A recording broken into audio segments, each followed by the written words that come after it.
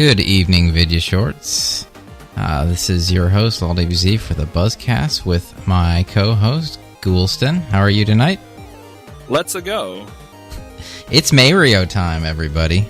I hope you've been playing Mario, streaming Mario, doing Mario, worshipping Mario, because it is Mayrio, and as you all know at vidyashorts.com, we make a big deal about it, so we play it loud and play it proud, and just reflect on all our Mario memories and relive them with new and old video games.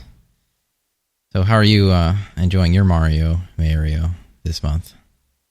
I'm having a good time with it. You know, Mario Maker being available to us this year really makes it a different experience because now we get to experience Mario through the eyes of the entire world with their own experiences and what they want to share with Mario.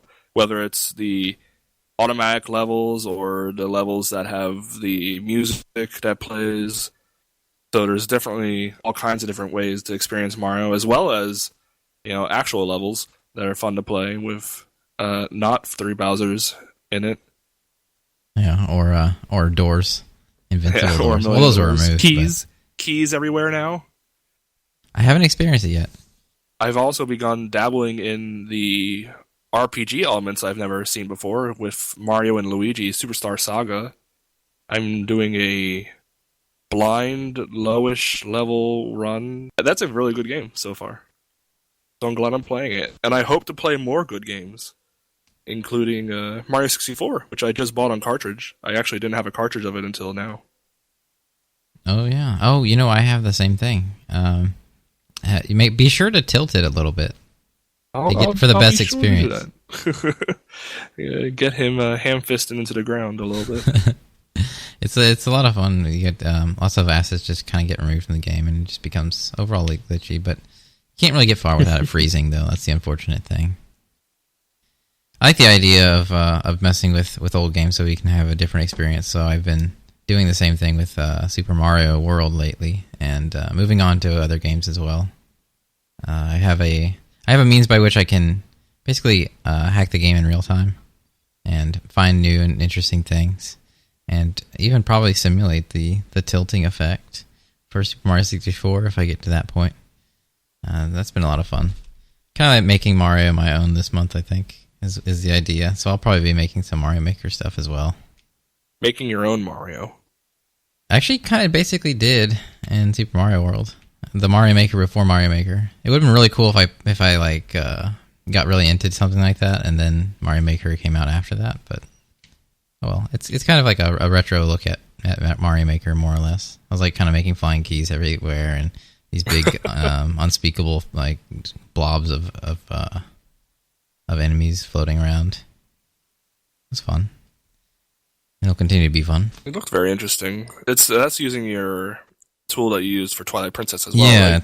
it's like applying codes, but in real time, so that you don't have to restart every time. Except I had to restart several times just because it crashed the game. But it's just so much more efficient. I'm glad I have it. Actually, I kind of want to buy another one in case it fails. It's actually from a guy in the UK that made a clone of something that doesn't exist anymore. Oh no! Using a 3D printer, and I guess he just made his own circuit. I don't know how you do this stuff, but it works really well, and I just want to buy another one. It's not that expensive, and it's probably one of those things that's not going to be available ever again after a certain amount of time, and then you have to wait for the next person to have the initiative to make something like that. I'm deathly afraid of my Wii failing for that reason. Yeah, it might not be a bad idea to stock up on those and maybe grab an extra Wii. Yeah, I was thinking of doing that, but it's so hard to find. Like, it's just, I mean, it's not. It might not be hard, but it feels like it might be hard to find a Wii that has the specifications I want, since there's so many different versions now. Namely, it has to be one with like the old school one with the GameCube ports and GameCube memory slots, and most notably an SD slot, which unfortunately not all Wii's have nowadays. Really? Mm-hmm. I did not even know that. I only knew of the original Wii and the Wii Mini. No, Wii Mini, did it even come here, or did it stay in Canada? I think it came out in the U.S., and I only noticed because I remember our good friend Euless registered the code for about 80 of them. I got banned from Club Nintendo. So I'm sure that Club Nintendo America wouldn't register it if it weren't an American product. Maybe he just really liked them. Can you imagine just, stacking all those Wii's up and just... I mean, you could up the graphics on Twilight Princess to HD version. You don't even have to pay for it. You just have to pay for 80 Wii's. But no, the hacking tool actually connects into the memory card slot of the game, of the Wii. So that's the thing. If it doesn't have that, there's a lot of options just gone right there for as far as having fun with the Wii, which I think continues to be my favorite console as of now. It's definitely got a good library of games, even if you're not a fan of the motion controls gimmicks. It's still got a really good library. Yeah, a really good library and a lot of customizability. If ever you watched Aram's stream, you can see the other side of the spectrum as far as that goes. But, right. Definitely. It's also got a lot of garbage on it too. Yeah, which is also fun. I actually still have a stream of the garbage, some garbage I played called. Man, I don't even remember what it was. It was the hamster thing, the hamster game. Oh God, I remember that. Oh man, I don't remember the name of the game, but I remember the hamsters. Yeah, I guess the name doesn't matter. Hamster game on Wii. Yeah, something like that. No, I had a proprietary name. Yeah, Zuzu Pets. That's it. Oh man, it was so bad. There's a lot of games like that. So. Yeah, it's also where I learned the word or the job position burn room technician. I still don't really know what it is. It just sounds like it was just hilarious seeing that in the credits for a hamster game. I don't know. Yes, someone has to tend to the burn victims. Yeah, someone has to make those dying hamster sound effects somehow.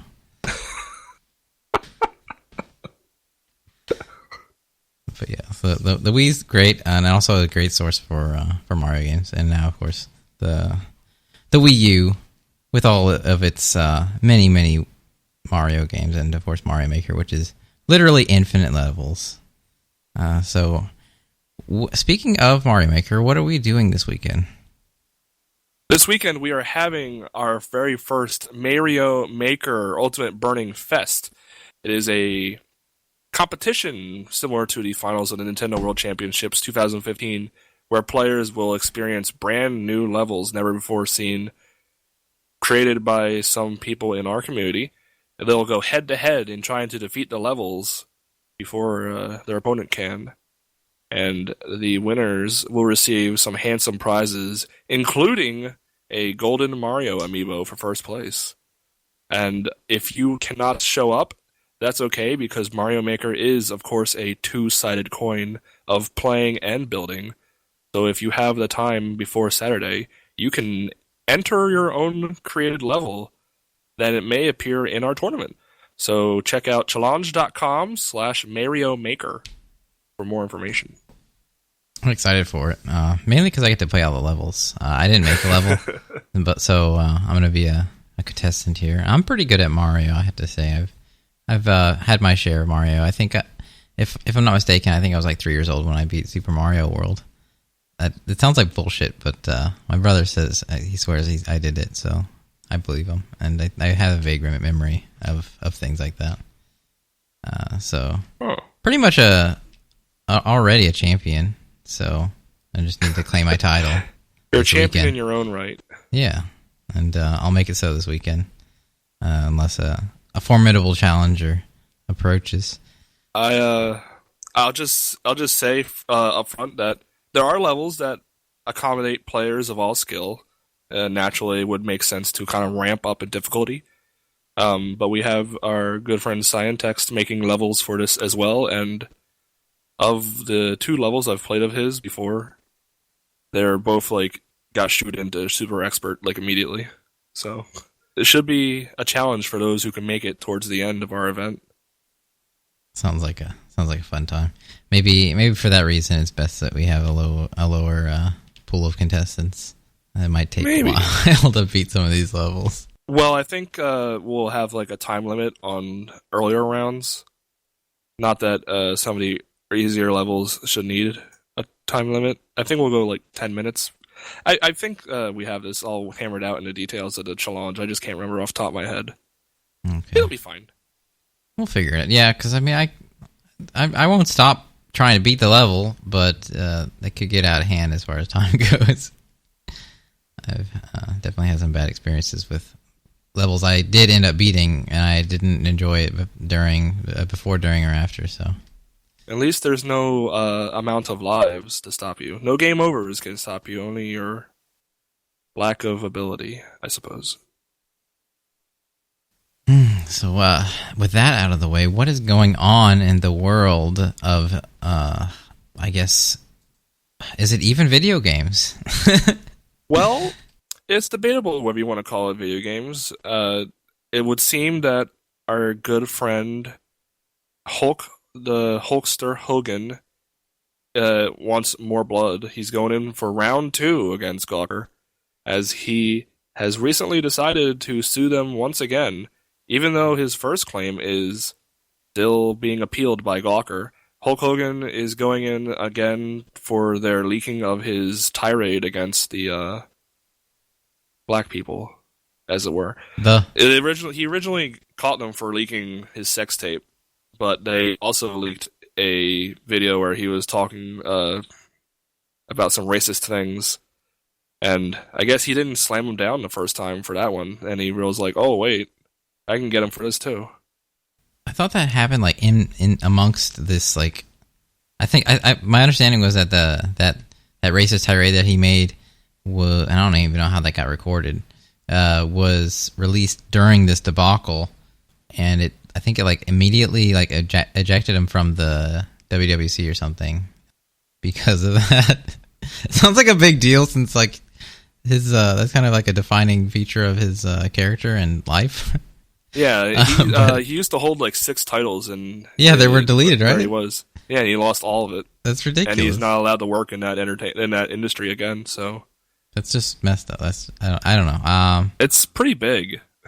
I mean, it's his fault, of course, for being racist and saying racist things, but that's also like the privacy of one's home being invaded when you just take video and start putting it on the internet like that without someone's consent or knowledge.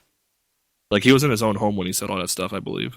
I mean, we all have our vices. Sometimes we hate certain people more than we should, but he worked hard for those titles, right? I mean, I don't know. He's kind of an icon, so I don't know why you would just completely destroy him. But I get it as far as like a PR standpoint. I don't know. It just seems, it just must suck. I mean, on one hand, you have all the money in the world and you don't have to worry about anything ever, but then your privacy is completely invaded, oftentimes.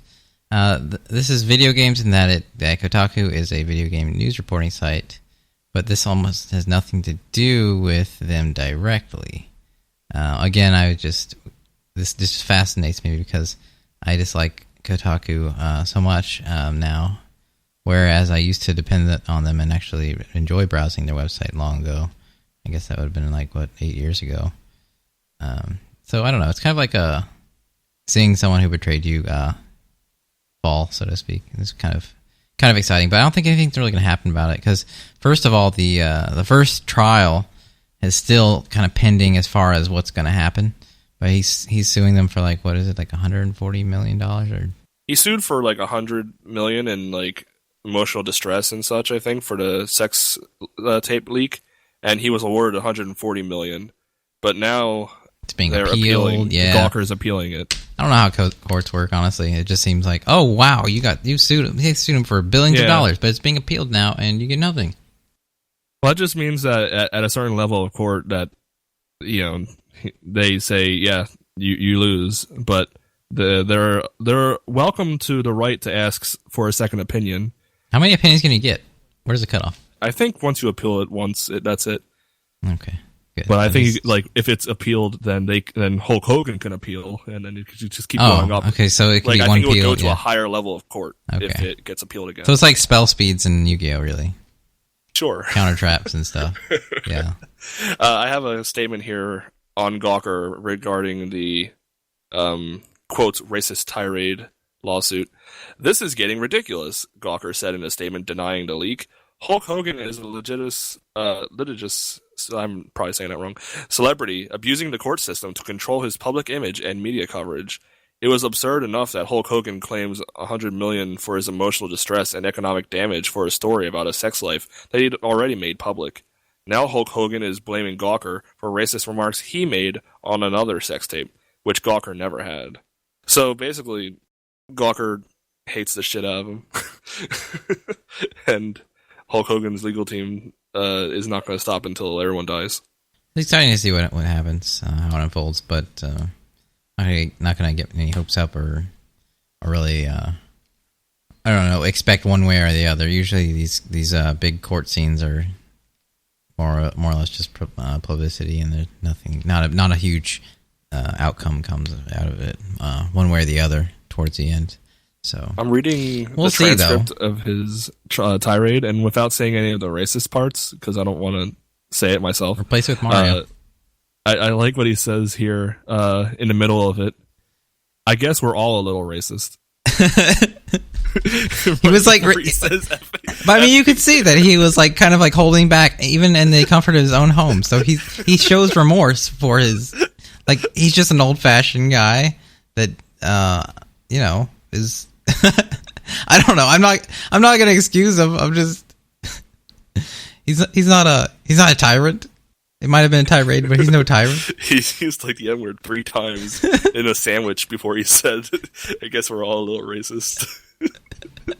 I guess he's self-aware. He's not suing because he said racist stuff. He's just suing because he was caught saying it. It's that he was that's something that was, I think it was somehow like by court, like a sealed document, that recording or something somehow, however it got out.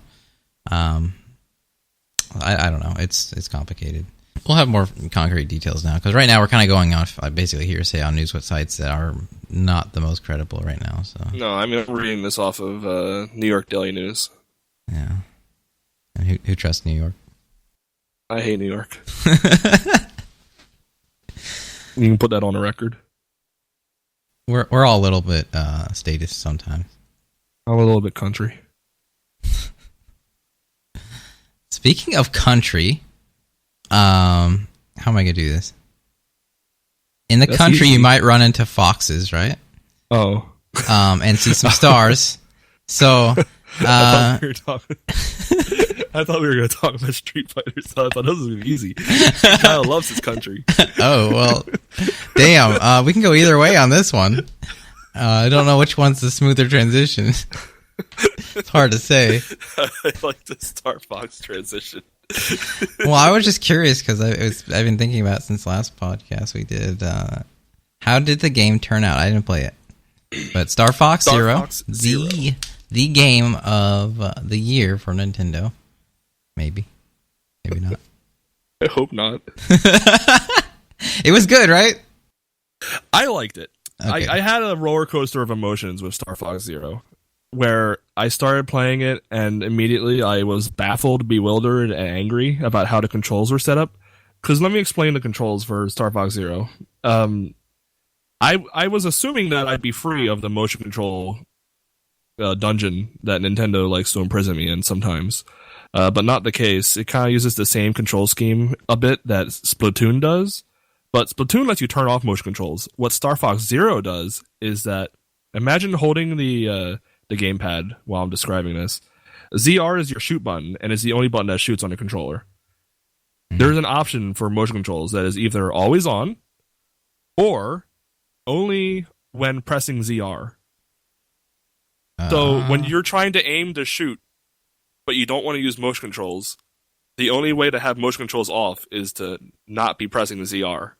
But you have to hit ZR to shoot, which means you're effectively always using motion controls, whether you want to believe it or not.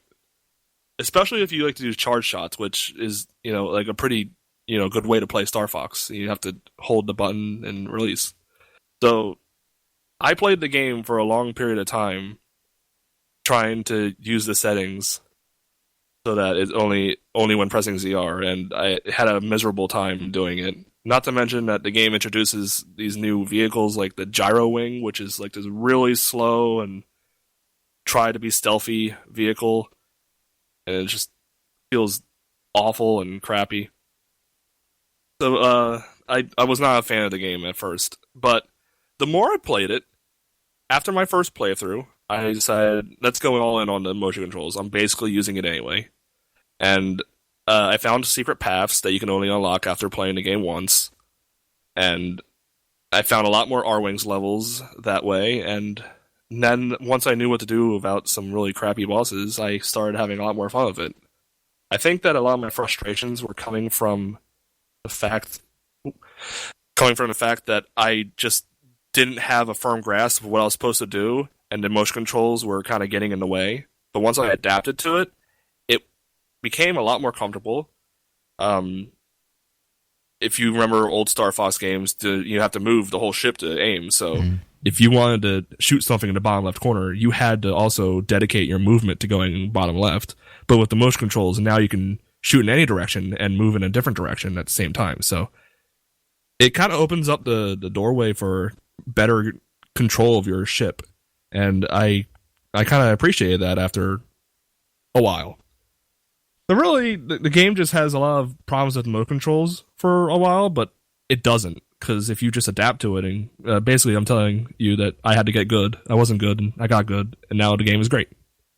I got good. Yeah, that's kind of what I read, was that people were just complaining about the controls, but once they adapted to it, it allowed, a better feel of your ship, and being able to, move and aim independently of each other is a really big plus, and I really enjoyed that in Metroid Prime 3 Corruptions. That was a really cool revelation, being able to do that, and I still want to explore that with Metroid Prime 1 and 2 using the Wii remake. The trilogy. Yeah, the trilogy, which I have. I bought it for $20, and I still haven't played it yet, like most games I own. But whenever I find an appropriate time to do that, I will. Probably like after the announcement of the next Metroid game, if ever it is made. I think motion controls can work pretty well in a shooting game situation. I personally avoid it, but now that I was forced to adapt, I can see the benefit of it. And, I guess I'm old-fashioned because I do like to aim with a stick, but it is slow to just kind of slowly turn your body left and right and such with an analog stick. More precision, I guess. Even if you're kind of shaky holding the whole pad or a Wii remote. But I think that I still have a problem with the game. I would give the game, if I gave it a score out of 5, I'd say the game's a 4 out of 5. Because there's the same problems that it's been having for its entire career ever since Star Fox 64, and that's that I just want to fly in the R-Wing. I know some people love the Landmaster, but I was never a fan. And don't even get me started on that stupid submarine from Star Fox 64. And then they're like, okay, we'll make this weird Star Fox Adventures game for some reason that'll totally ruin Star Fox forever. No big deal. All right, here's Star Fox Assault. Get on the ground. No one wants that. No one wants to walk around as Star Fox McCloud. Fox McCloud is his name. I'm sorry, not Star Fox. I would hate to offend him. The name of his team. Oh, yeah. That reminds me of that animation. Yeah. That I actually really enjoyed watching that. What's it called? A Fox in Space. Yeah. I saw that on YouTube the other day. It just kind of came about on the internet, and I just watched it, and I was really surprised by it. I didn't really expect something of that production quality to be made for something from the fan art perspective. It just... I don't know. It was just entertaining. How long was it? It was like 25 minutes or something. It's like 15, 20 minutes. Yeah. Yeah. It's like an episode of an old cartoon. Yeah, it felt like that. Yeah, it was all hand drawn and pretty cohesive plot and believable characters. I enjoyed that. It kind of got me in the Star Fox mood, so maybe I'll play Zero at some point. Although I have a really bad track record of beating games lately. I might. Well, The fortunate thing about Star Fox is that it's not a long game, as always. It's a game that definitely thrives on the replayability. I guess that's why I started liking the game a lot more, because I started replaying it, and I started experiencing some really cool levels. I'll try to go forward from this point in my descriptions without spoiling it I guess. But the game has a moment where you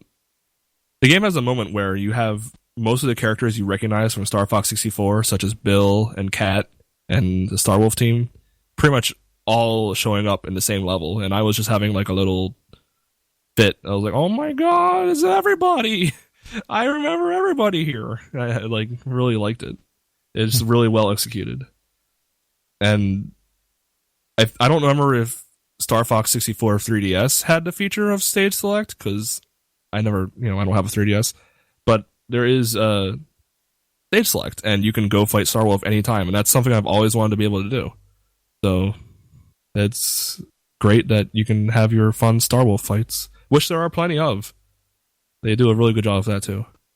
And for anyone worried about Star Fox Assault and its weird canon of having a love interest for Fox, and then some new Star Wolf member of Panther shows up and tries to steal the girl. It got really weird. None of that is in Star Fox Zero. They went completely back to Star Fox 64. It's pretty much a reboot. They just never included any of the new characters again. It's pretty much all of the old characters and only them. Sounds good. Yeah, there was a weird phase where Kat was like Asian in Star Fox Command. That doesn't exist. I didn't really play the games, honestly. I played 64-bit. I played Adventure, which doesn't count. That's about it, honestly. It does count, though, because it became like the canon. Yeah, I know, but it's not a Star Fox game. It has like the Star Fox like level and transitions, but it's just its own game. It's just a wonky game. It's very weird, and that weirdness transferred over, so I'm really glad they started over. But some people are kind of in the air about Star Fox Zero in that regard, because some of it is almost copied and pasted from Star Fox 64 or Star Fox SNES, I suppose. There's a lot of things that are just kind of rehashed to the point where it's almost not even a reboot, but just like a duplicate of Star Fox 64. Really? Without I think the most spoiler-free way I can describe it is that the credits scene from Star Fox 64 is almost like the exact same in Star Fox Zero. Like literally, there was a comparison video, and I think the only difference was instead of them running across the ground at the end, it was their dumb baby bird transformation mech suits that they're running in. Everything else is like the exact same. Star Fox, join our army. Oh, sorry, General Pepper. We prefer to do things our own way. It's like shot for shot the same thing. Well, except too bad. There's the credits. One thing that's fine. It's more of an homage, I guess, at that point. But there was one thing I will say about the credits for Star Fox Zero, and it had a touching tribute to a lost friend in Satoru Iwata. Had a little line at the bottom of the screen after the credits that says, "This game is for our fallen wingman." Oh man, it's a little sad, but I was like, I guess that's a nice send off. Yeah, that's nice. That's nice. Was he the Falco in the Muppet thing they did? Oh yeah, at the last E3? That's right. They're all coming together now. No, he was not Falco. That was Reggie. So he was Sergeant Pepper, I guess. Peppy. Yeah, and I guess the frog was absent. They should have just gotten rid of Peppy then. Make it a real dedication. Just remove Peppy from the game entirely. Just gone. Why didn't they have a Slippy? I think about Who wants to be Slippy? Make it Bill. Sounds like that. He'd be a good. Yeah, it sounds appropriate. You're the one that they all pick on, so I mean it's perfect. Yeah, I think it would have been awesome. Oh well, missed opportunity. Maybe next time. Oh well. So speaking of nice homages to games that occurred previously, sequels and such, there was a new addition to Street Fighter V, but maybe you could say it's an old edition. A new old. New old. Just at the end of last month, which was not very long ago, about a week, Guile was released for Street Fighter V, and with it a few new mechanics to the old fighter. And I've already got some on-hand time with him, and I know you have too, being that you do some reviews for him, and also we did play for several hours right after he came out. Boom. So what do you think about him? I think that Guile is in a really strong position right now to be the best character in the game. I feel like he's doing some insane things with his combos, and people that example Fox has switched from Karin to Guile as his main. He's doing like insane combos that some people are getting 99 hits on, or like 32 hit combos in battle. I think it's because that while he's only got about like 2 or 3 actual moves, his Sonic Boom and his Somersault Kick, that he's got like 11 command normals, I think. And they all just link together very well, in addition to his V-trigger that lets him throw like 5 Sonic Booms in a second. So I feel like that, on top of the charge back mechanic where you can just kind of sit in the corner and stall you out to death, he's really a threat all around. I don't know what he can't do anymore. He's a scary fighter. Sounds like he's a little out of hand. Maybe. I had the same impression about Alex, although a lot of people were saying Alex is bad, so I guess I was just completely wrong on that one. Yeah, I mean, I wasn't doing anything too insane, but he seemed pretty comfortable. To play as. At our level, not to say that we're bad, but we're definitely not Justin Wong or Infiltration or anything like that.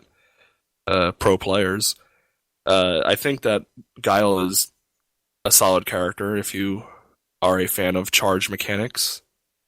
But I was like kind of excited to play as Guile originally, because I was like, oh boy, I'm not good at combos. I don't have to worry about playing as Guile. I can just sit back and relax. Apparently he's a combo king, so not a man for me. I can't do combo king stuff. Yeah, I get you. I actually expected the same thing from him, though. That's why I wasn't really interested in him. I might put some time into him now, though. Since it's not bad that he has combos. It just intimidates the hell out of me. And I feel like if I play him, then immediately everyone's going to be like, why aren't you doing the 20-hit combo? You're not efficient. This lacks efficiency. Why do you play Street Fighter? It's really strange to me that they would change him in such a way to make him, so different. I mean, because he doesn't have any invincible. Well, I mean, people say this like this. He doesn't have any invincible reversals, but that just means that without EX, and where he used to in Street Fighter 4.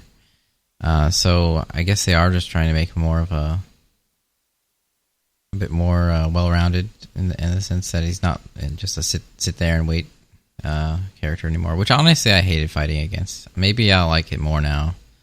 Now that he's a bit more in your face, so to speak.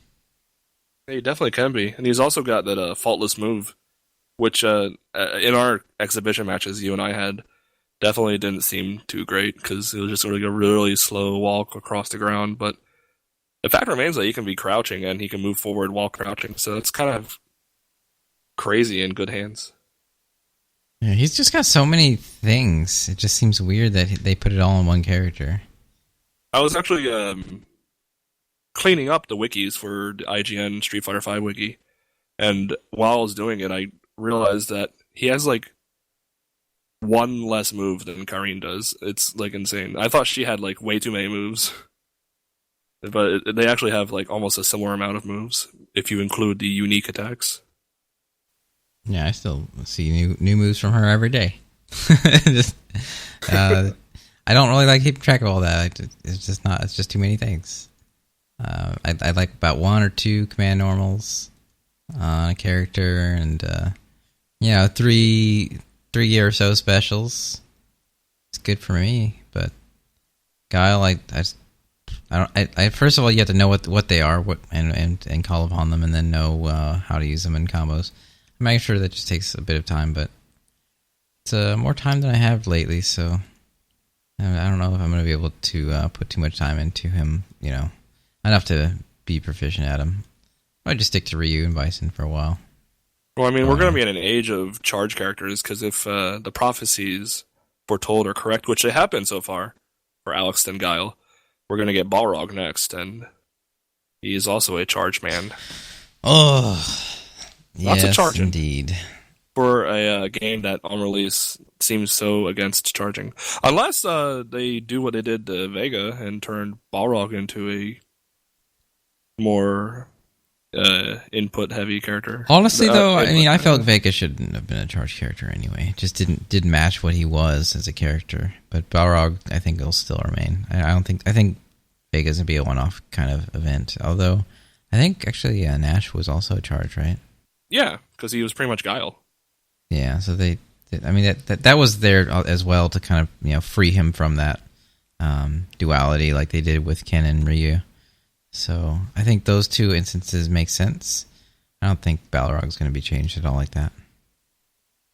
If they change Balrog from charge to regular, they should make Jury charge then at that point. Just screw everything.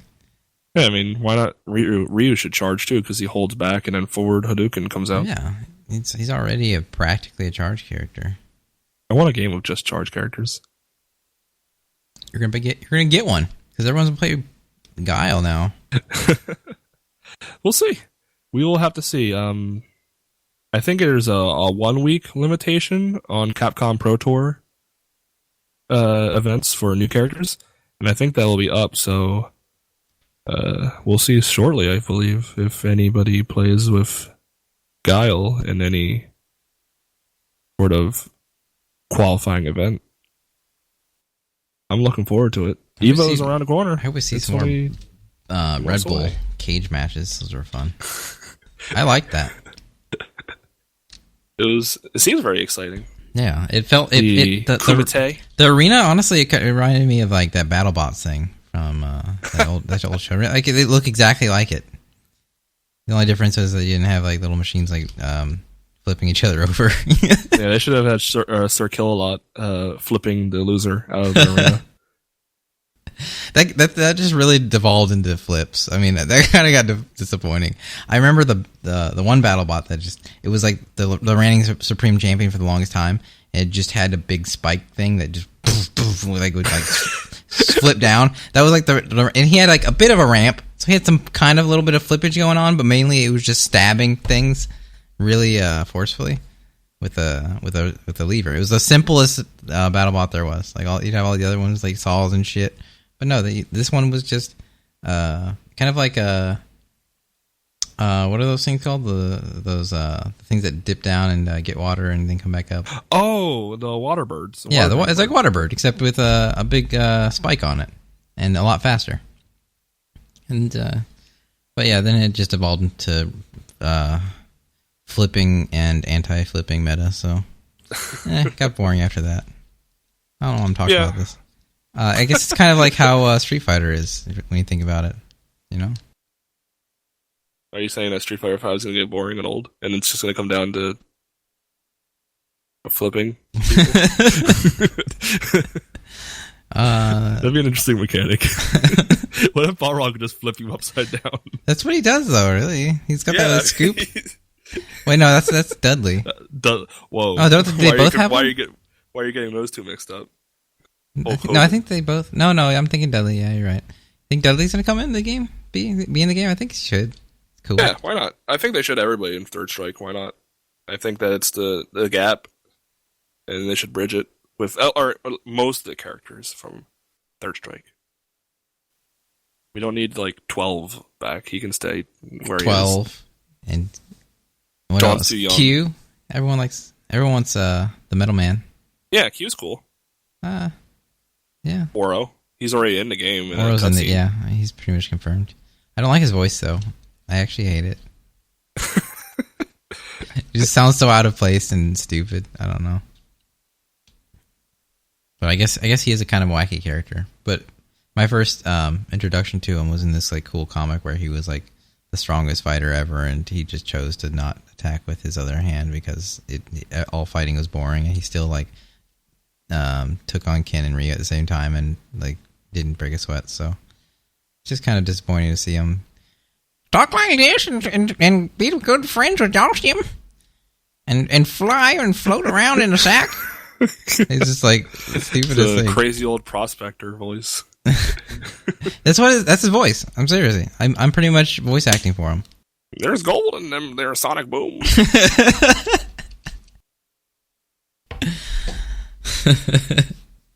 It's oh well. I mean, I'm excited to see all these characters. Though they're definitely changing it up. At least they're not keeping its tail. So Guile's a good preview as to what they're going to be doing, making things fresh.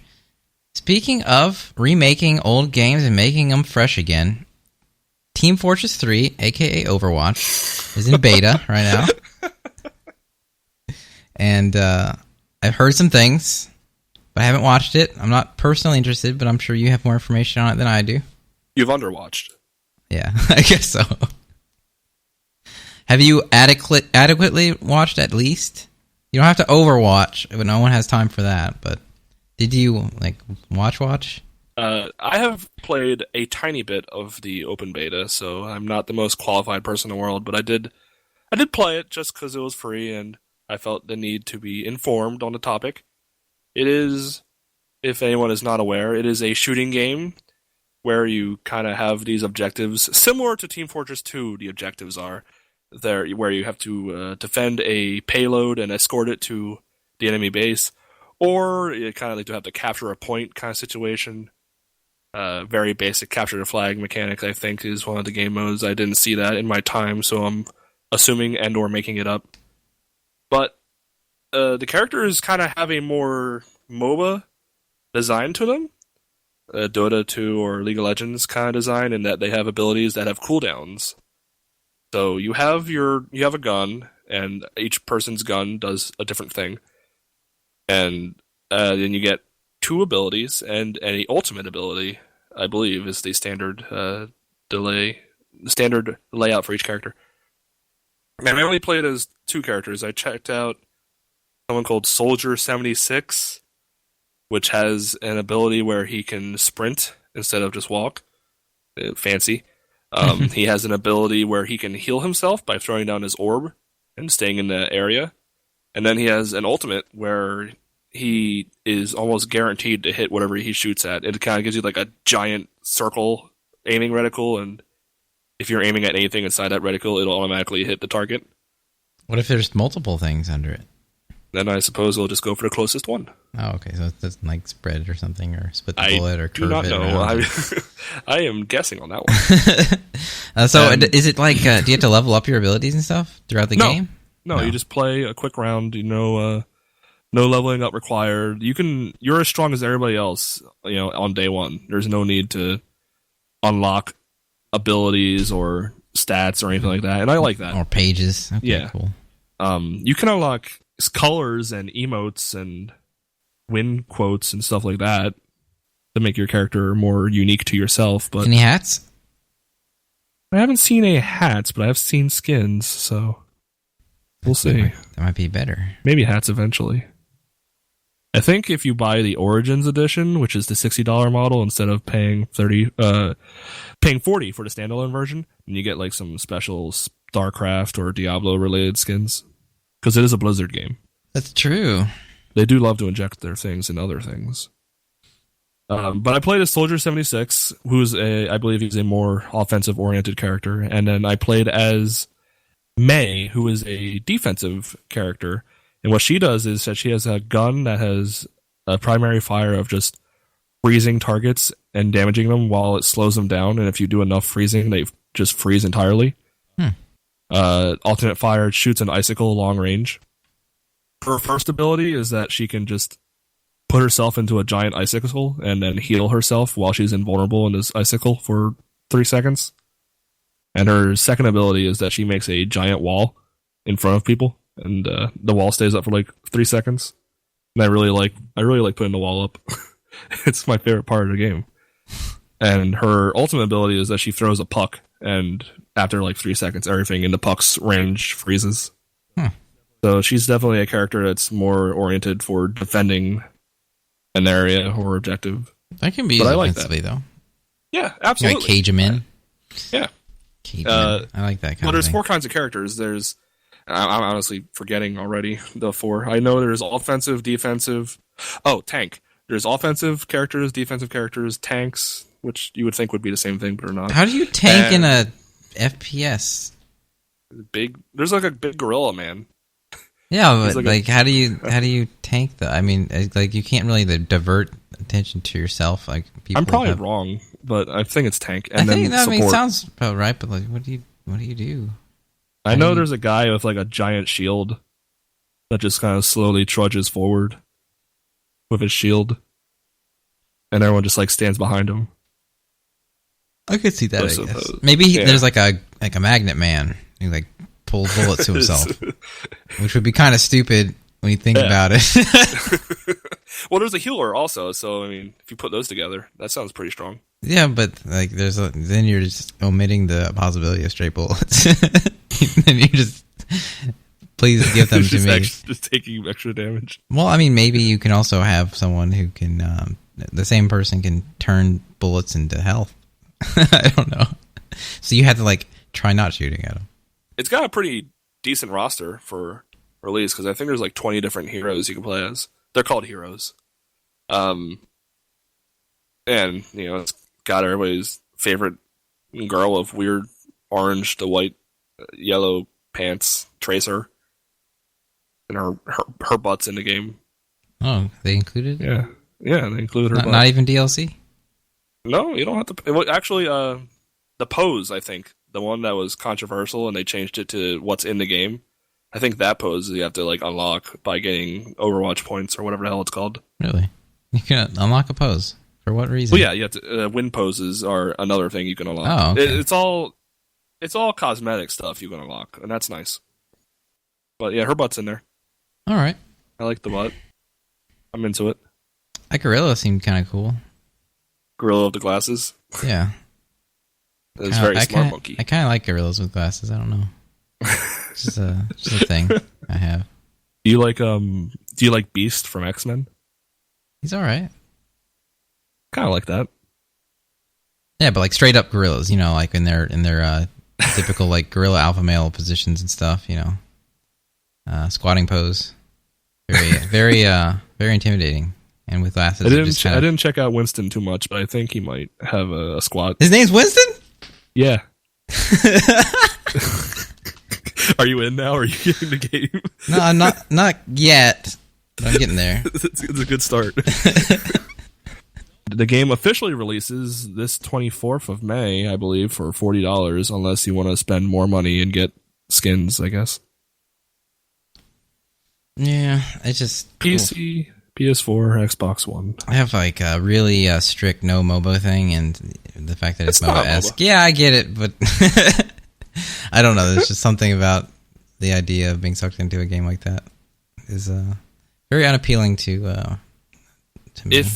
If it's any consolation, I got about 5 games in the span of 20 minutes. It's not like a MOBA where you're just stuck in a lane forever and you're pissed off that you're like losing or someone else on the map is losing for your team. It goes pretty quick and it's pretty fun.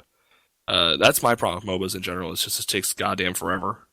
Yeah, that also pissed me off. And then like whenever you know you're losing already and it's like, well, this sucks. I'm gonna stuck here for years. Yeah. Just to lose. Because of my team.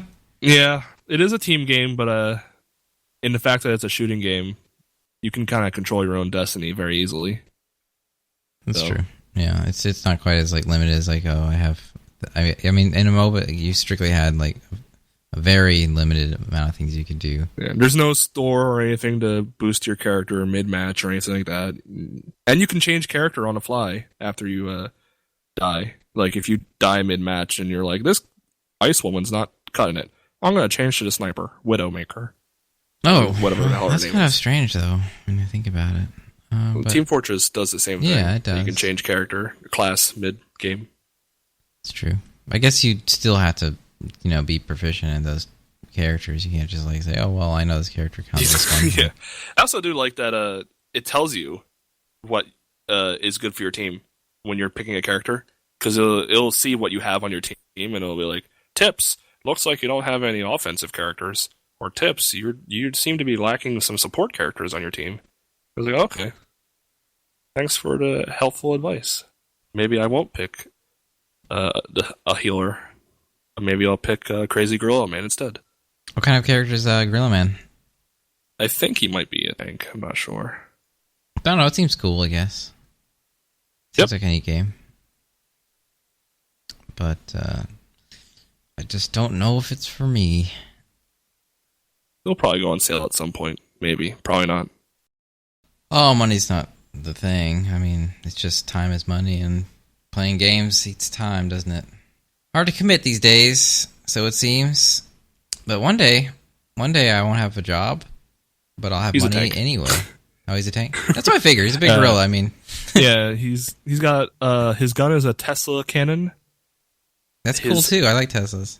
His first ability is jump pack, where he leaps forward into the air and you can land on top of enemies to damage them. Like Mario. His second ability is to deploy an energy dome to protect you. And his ultimate ability is called Primal Rage. And he gains immense health, but you can only leap on enemies or punch them while you're raging. Which sounds awesome. Good character.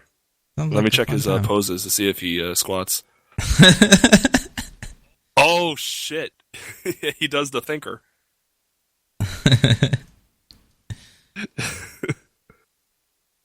That's not bad. That's funny. I like that. I don't know why I like that stuff, but I do. What's a little? Having strictly humanoid characters is pretty fatiguing nowadays. The game's got a wide variety. There's a purple woman and a few robots. Yeah, but they're all humanoid. This is a gorilla. One's a literal robot.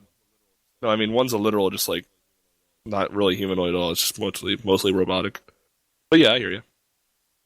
I honestly think what attracted me to playing as the Ice Girl at first was like I saw like 15 slender, big ass women, and I was like, oh boy.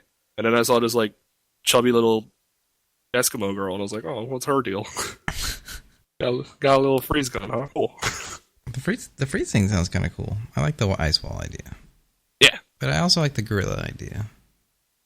Both seem like things I could get behind. You can alternate. Every time you die, you can just switch to another one. Big tit, big ass. Yeah, it's not Bulletstorm. At least that's true. So that game is coming out in the Horizon, is coming soon. But unfortunately, something that is not coming soon is the NX. Oh, yeah. The thing that should have come out already, probably, or that we thought was going to come out super early, is still coming out pretty damn early, and it's going to be March of next year? In 2017, I believe they said March. As well as Zelda Wii U, which is no longer Zelda Wii U strictly because it is going to be getting a launch for the NX as well. I think that's part of the reason why they're waiting.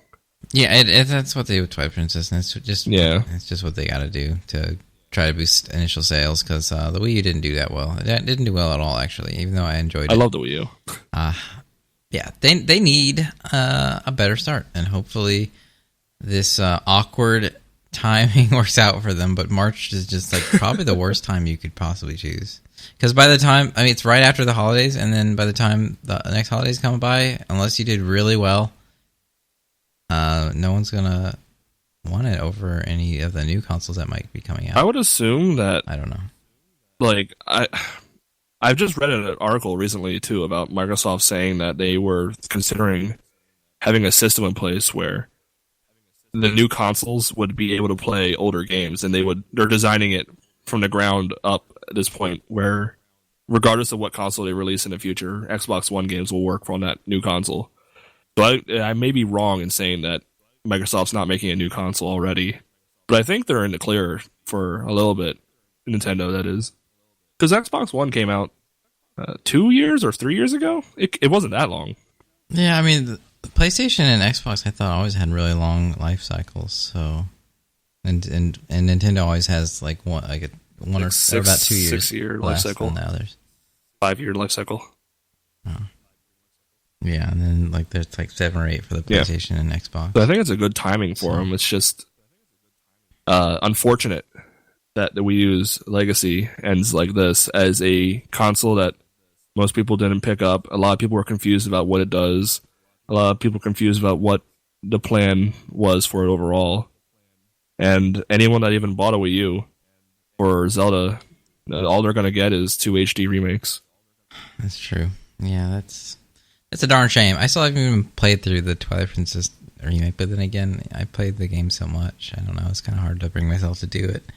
I'd like to like maybe marathon it or something sometime. Do it tomorrow. But I don't know. Yeah. Perfect timing too with Mayrio and all of that. Just hack Mario. Did the same thing. You had Mario is actually in 64 on a picture frame. Yeah, there you go. Just play as that picture frame. Apparently they took it out on the remake though. Apparently, I don't know why. Like they're like, oh, we can't use this anymore. This is copyright. Did they replace it with something as much of a reference, or is it just like I don't think Hyrule now? The portraits. They probably just they probably I don't know. They probably took it out because it didn't really match. I think at the time they were making this 3D Zelda game and like, oh, let's put Mario in it. No one's gonna notice. And now I don't know. Everyone expects it. It just kind of breaks character of the game, so they probably made it like. I like that when Zelda games do that, though. I mean, I don't want it to be heavy-handed, but the first example I thought of was Twin Snakes on GameCube. Hideo Kojima snuck a Mario and Yoshi figurine on Otacon's desk. I was like, oh, that's cool. And I think Iwata's also one of the pictures in Psycho Mance's room where Iwata's face just starts laughing maniacally. Yeah. That's cool. Weird port. Weird game. But I like little references to their own company. I'm okay with it. It's a strange change they made. Yeah, I like getting references in video games. It's always fun. But speaking of small things that a lot of people didn't pick up or know about that are now leaving Nintendo's watchful eye, the Seattle Mariners, a baseball team, was apparently owned by Nintendo in majority and is now being sold by Nintendo. I wish you said it wrong like you did the first time you read it. Seattle Mariners. Oh, I should have. I mean, that's what it says. Oh, it's fun to be a sports loser and laugh at non-sports losers. Yeah, the Seattle Mariners for the past 24 years have been in majority owned by Nintendo, which is kind of weird that a video game company owned a baseball company. I honestly thought they owned the Seahawks. I don't know. I really did. For the longest time. Yes. Are you sure they didn't? Okay. But I think it was definitely an interesting pairing, and I guess it makes sense that Nintendo has their headquarters in Seattle, so I guess they want to have a good tie to that area, that community. But the chairman, Hiroshi Yamauchi, used to have a great stake in it.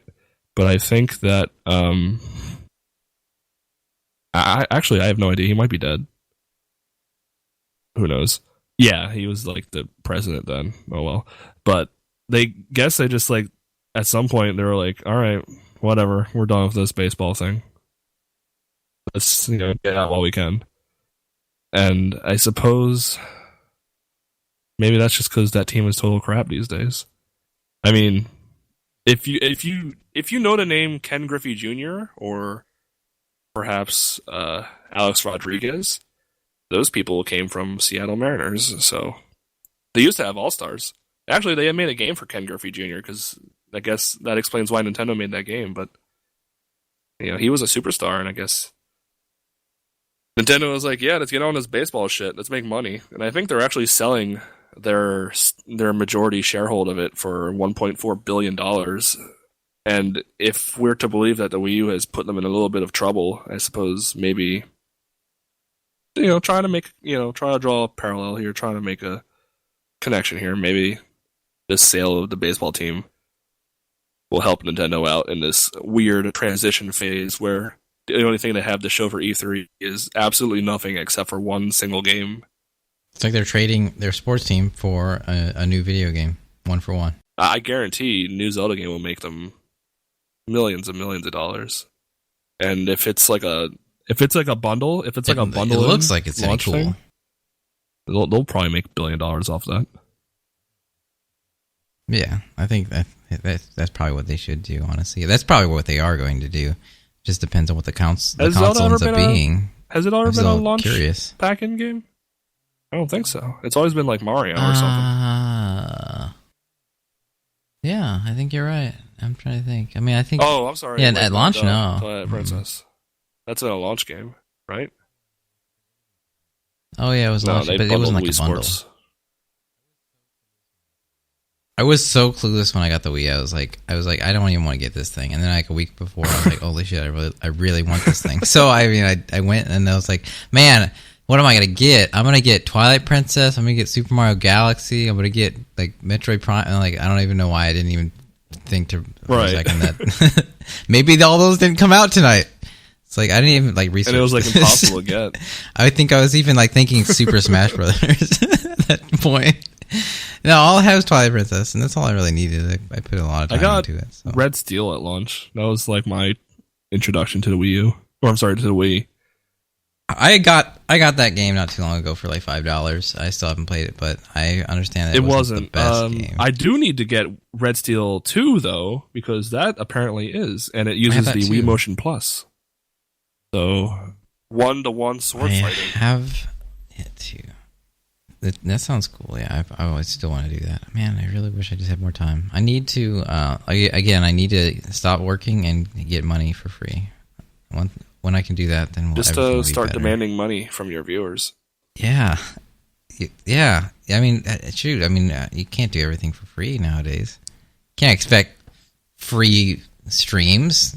Crazy. I mean, you got to pay for TV. This comes back to the Mario Maker conversation we had at the beginning, but when we were asking some Twitch viewers to consider joining our event, there was actually a few Twitch viewers that demanded to be paid in order to participate for our Mario Maker event this Saturday. Like the promise of potentially winning a prize was not enough. They wanted to be given a salary for their appearance. I don't know how streaming has turned into this over the past few years, and maybe that's something we can explore another time. But it's probably. I mean, it's just because you can get paid on those sites with ad revenue. Long story short, you just need to start hosing us. Everyone's expects for money. Yeah, just like go live with like a black screen. And be like, I'm not doing nothing until I get $50. Yeah, just have like a bar. Like, please fill this up, and then I'll start streaming. If you want to see Charge and Chuck fall out of my item slot in Super Mario World, you're gonna have to. You're gonna have to cough some up. Pets Hamster Edition. I mean, maybe like maybe 2 if you want me to play as Moo. Goal for this week: 10 subscribers. If we don't hit that, then I'm deleting my channel. I mean, sometimes that'll get the message across. You know, that adds value to your stream, and that should bring the viewers in when you think about it. Because there's like, wow, this is $100 stream right here. Is that how we're gonna have to start quantifying it? Wednesday, I'm gonna give you a $50 stream. You got a $100 stream. On Friday, I might give you a $10 stream if I'm feeling up to it. I really do not know how streaming came to this, but I don't think it's going back anytime soon. It's the same way with how YouTube went, and streaming was a lot of fun. Yeah, it's like pay-per-view. It is still a lot of fun, but I mean, like, it was a fun thing, and now it's kind of like a business, and it's kind of disheartening to see it that way. But everyone that's just the way found a way to goes. get paid. So I can't blame a person for making money doing what they love, but it certainly has impacted everything else. I mean, I can't fault them either. I mean, I'm probably gonna make my retirement off of Super Smokio. So who am I to talk right now? What's the update on Super Smokio revenue? I don't even know. It's like Taco Bell a month, maybe. That's how I quantify it. You get a Baja Blast every month. Hey, that's more than I put in. I think. It actually was a lot of work. I'm surprised that both I and Fox put in all that effort in that. Like, it was like a week or two that we just like forced it out. I don't even know what inspired it. I was like, I need to do this. I need to make this happen. I don't know. It came to me in a dream, I guess, and so it did happen. I wish there were more things that happened, which is why I hate playing video games, because I can't do these things.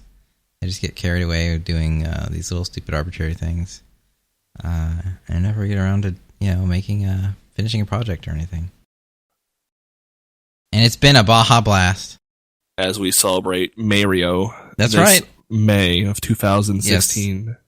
With mandatory Mario streams. Yes. Throughout the month, which I have been seeing not enough of, in my humble opinion. So get to streaming, everybody. Vidya Shorts, and anyone else who's listening who isn't Vidya Shorts related or associated. You should be, but if you're not, you should also be streaming Mario, because it is Mayrio. Or watching Mario. Whether you like it or not. Building Mario, admiring him from afar, taking quizzes to feel like if you are Mario Thinking or not. About him, reflecting about him. Yeah, painting with Mario, playing soccer with Mario, baseball with Mario, typing. Yeah, if you feel a little rusty, he can help you relearn. Don't fall for the green Slender one's tricks. He may look like Mario, but he is never going to be Mario.